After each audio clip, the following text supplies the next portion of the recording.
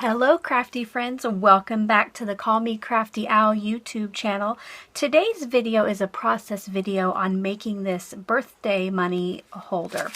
I have seen a couple people online do gift card holders in similar ways, and I'll link those below. I know one of them was Nurse Tara, and I'm sorry I forgot the other person's name, but I will link those below. I decided to try to use the same concept almost to create one that would hold money instead of gift cards. I'll be sending this off to my nephew, whose birthday is coming up very soon.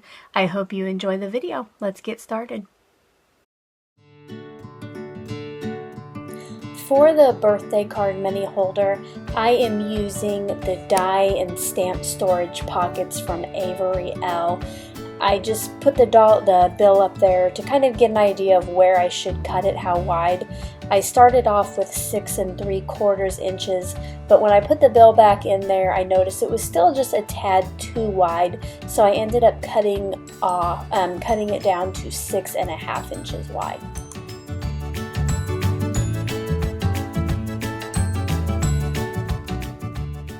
Once I had the pocket cut down to the right size, I put my bill back in there and folded the protector in half.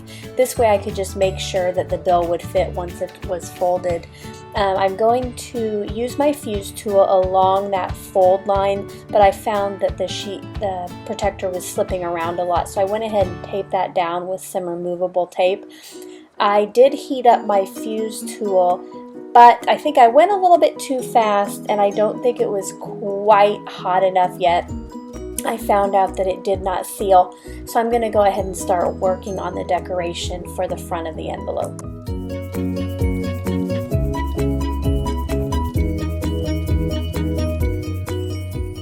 I'm using a couple word dies from Memory Box. There is a script happy and then just a regular sans serif birthday. After I cut them out and kind of started to take out the letters from the die cut, I realized maybe using the negative space of birthday would look better than using the letters and having to adhere them all. So I'm going to go ahead and trim out just a little border around birthday here.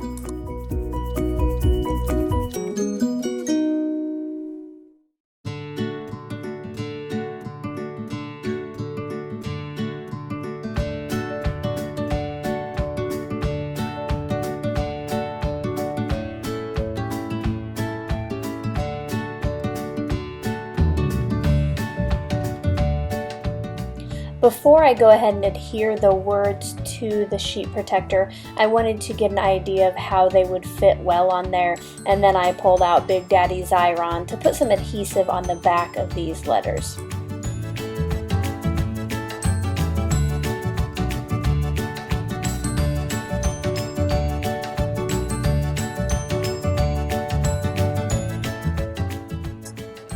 You always have to kind of press on the Xyron paper once it comes out of the machine, but with such a fine word like this happy is, I went ahead and went over it a little bit extra with the soft end of my piercing tool.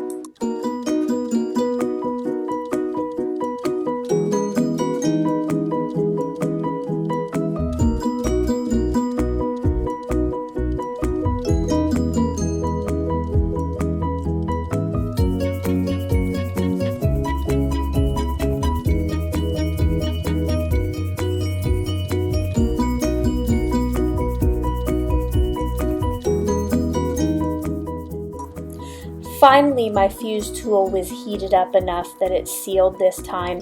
I did find that I had to go slower than I had that first time.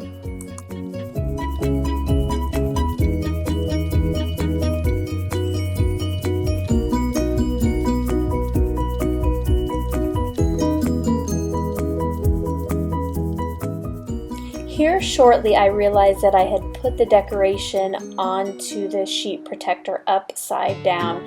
I actually meant to eventually feed the bill in the long way by cutting off the already sealed edge on the top, but now instead I'm going to have to feed it in the side and just leave it folded.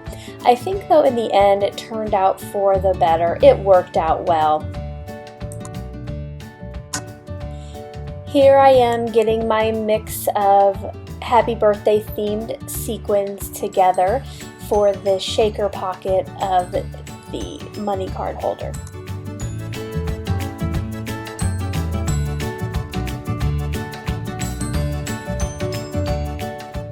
To finish the holder off, I used my fuse tool again, and this time I just fused halfway up the right side of the holder. This way I still have a slot to feed the bills into, and then when my nephew receives it, he doesn't have to cut it open, he can just pull the money out of the side.